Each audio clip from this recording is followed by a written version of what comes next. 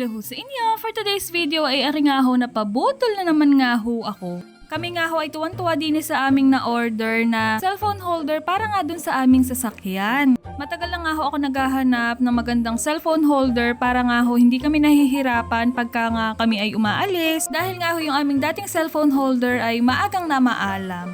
Ako nga ho ay tuwan-tuwa din sa aming nabili dahil napakadali niyang lagyan ng cellphone. Kumpara nga ho dun sa mga ibang cellphone holder na ikiklip mo pa nga ho siya, talagang hassle nga naman nga ho. Dini nga ho sa aming nabili ay basta mo na nga lang siyang ilalagay. At take note nga ay kamura ko lang siyang nabili. Tapos ito naman nga ho yung padalawang parcel na na-receive ko ngayon. Bali ito ho talaga ay dalawang box pero yung unang box nga po ay na-receive ko na kahapon kaya naman hindi ko na nga siya na-i-video. At as usual ito nga ho ay gamit ko sa aking pagbibake. Tapos yung laman nga ho ng isang box ay puro whip-it at may mga kasama din nga siyang mga ball toppers. Alam nyo ba na adik nga ho talaga ako dito sa mga dradges na binibili ko. Paano ka naman nga hong hindi ay napakamura ng mga iyan. Tapos ito naman nga ho yung last na na-receive ko ngayon at ako nga ho ay napa-order kasi naku-curious nga ho ako at napakaganda ng mga reviews niya. Mukha nga daw pong original pero napakamura. Ako kasi yung tao na hindi mahilig sa mga branded. Doon lang ako sa mga mumurahin talaga. Ang hihinayang naman nga ho kasi talaga ako. Pero grabe talaga tong Crocs na to. Masarap sa paa, masarap siyang suotin at talagang matatago yung malaluya kong paa.